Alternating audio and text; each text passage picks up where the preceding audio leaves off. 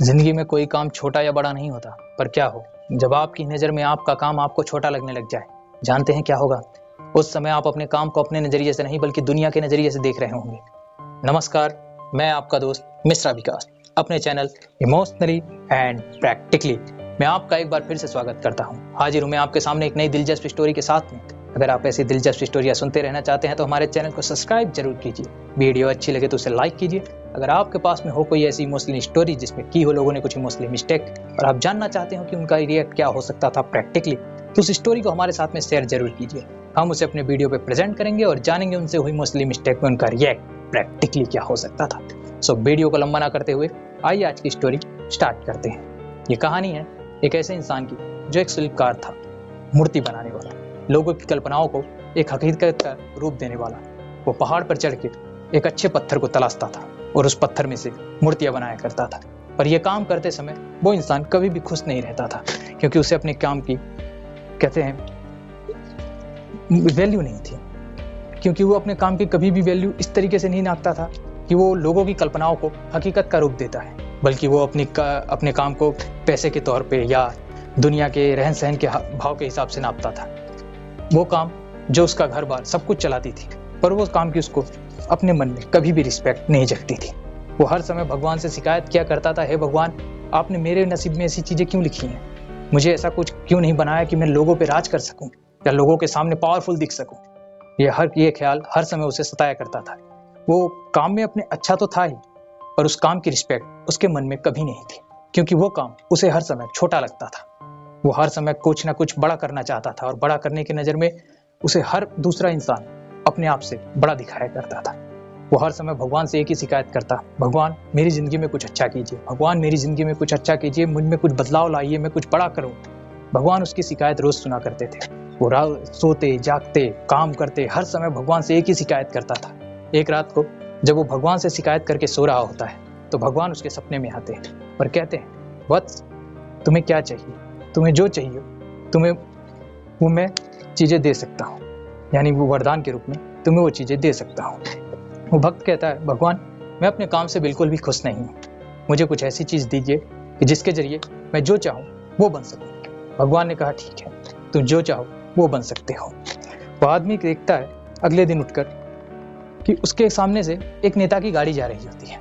वो नेता काफ़ी पावरफुल होता है। उसे देखकर उसके मन में ख्याल आता है कि काश मैं नेता रहूं, और तुरंत ही वो एक नेता बन जाता है। और उस नेता की गाड़ी में चलते समय उसे यह एहसास होता है कि वो कितना पावरफुल इंसान है। जब वो नीचे उतरता है, पब्लिक उसकी जय जयकार करती है, लोग उसके पैर आके छूते हैं। उसे यह एहसास होता है, हाँ, दुनिया का सबसे पावरफुल इंसान यही होता है, मैं यही तो चाहता था। फिर क्या था, वो जब घंटों भाषण देता है जनता के सामने तो उसे सूरज की गर्मी बर्दाश्त नहीं होती है और वो चक्कर खा के नीचे गिर जाता है। जब हॉस्पिटल में उसकी आंख खुलती है तो उसे एहसास होता है कि नेता से भी ज़्यादा पावरफुल है सूरज की गर्मी, क्योंकि उसने नेता को भी गिरा दिया। उसी समय वो भगवान से प्रार्थना करता है और कहता है, हे भगवान, मुझे सूरज बना दीजिए, मैं सूरज की गर्मी की तरह चमकना चाहता हूँ। वो अगले ही दिन सूरज बन जाता है। सूरज बनने के बाद वो लोगों पे अपनी गर्मी नॉर्मल सूरज से भी ज़्यादा बढ़ाने लगता है, क्योंकि उसे पावरफुल दिखना था और वो चाहता था कि कोई भी उसके सामने सर ना उठा सके। लोग गर्मी के आगे अपने घरों से बाहर नहीं निकलते और वो हर लोग यही कहते थे कि आज लगता है गर्मी बहुत ही ज़्यादा है। पर उस दिन एक किसान अपने खेत में काम कर रहा होता है।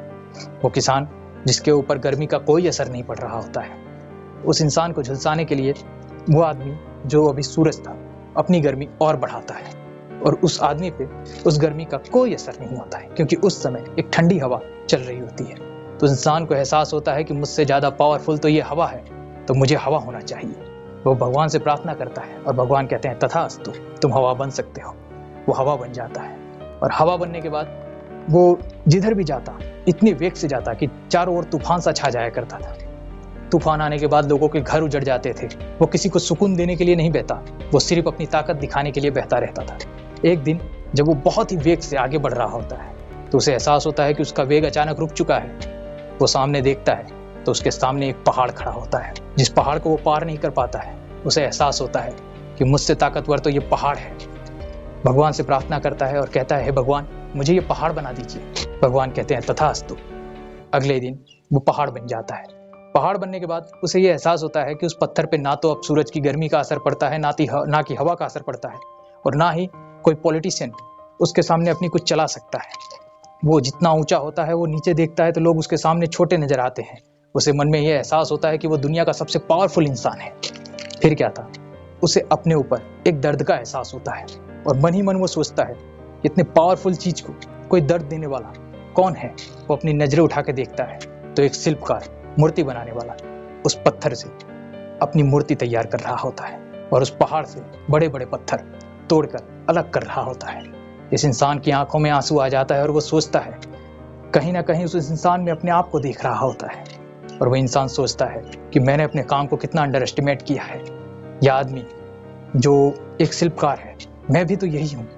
हम लोग रोज इतने बड़े इंसान से लड़ते हैं। कहने का मतलब है जिसके सामने सब लोग लाचार होते हैं, हम उनसे पत्थर निकालते हैं। कहने का मतलब है उस पहाड़ बनने के बाद उसके मन में एक ऐसा नजरिया बन चुका था कि वो दुनिया के सबसे बड़े सबसे मजबूत चीज से मुकाबला करके रोज मूर्तियां बनाता है, लोगों की कल्पनाओं को हकीकत का रूप देता है।